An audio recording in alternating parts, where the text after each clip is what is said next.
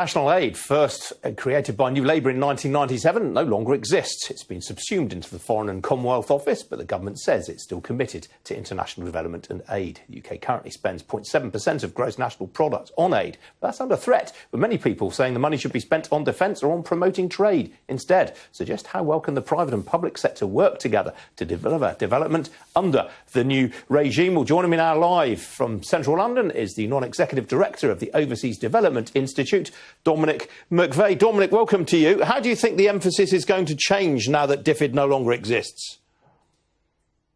We have to see what the government is going to decide. I understand there's a detailed review happening at present, but we already know that Boris Johnson wants to commit to women's education and helping the world's most vulnerable. But ultimately, we also need to see continued commitment for aid for trade so that countries can trade out of poverty and stand on their own 2 feet.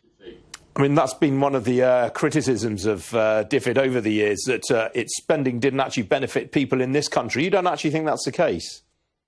That is certainly not the case. Every British business that has invested in the developing world has only been able to do that by the investments that have been made by the British government through international aid and trade. I mean, realistically, if you want to do business in East Africa, a number of those countries are landlocked. You have limited ports that you have access to.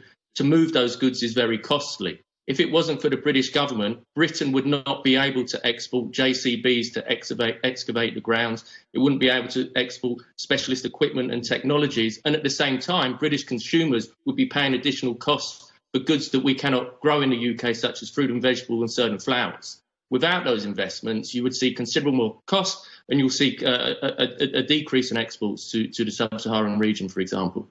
Was it right, though, to roll DFID into the Foreign and Commonwealth Office on that basis if it means that money can be targeted more at supporting trade? I think we now have an opportunity where foreign policy and international aid and development can come together. I do believe that was the right decision, but it's important that the skills that we developed as a nation through DFID and international aid are not lost.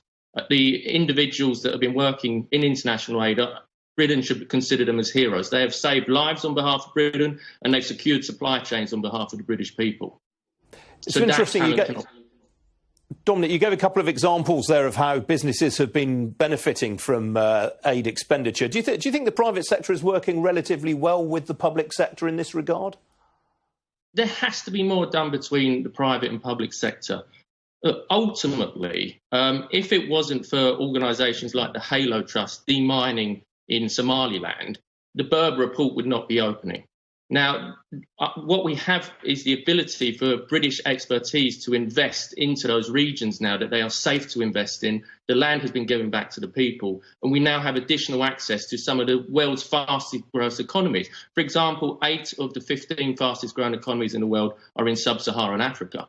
So how do we link to those economies, and how do we make sure British businesses tie up and create a strong relationship with British foreign policy? We need to be thinking about national security on supply chain. Where are rare earths and minerals going to come from for your mobile phone if Britain never invests in that space? And it's very difficult for British businesses to invest in landlocked countries without the support of British government.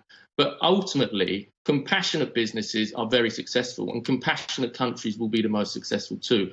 So as long as we continue to invest hand in hand with business, agree the strategies as opposed to going to countries and telling businesses to follow, but really team up with the knowledge that business has and the demands, then we can succeed in our international aid policy and bring huge benefit for the British people as well as the countries that we're assisting. All right, Dominic, we'll leave it there. Thanks for joining me. It's much appreciated. Thank you. Thank you.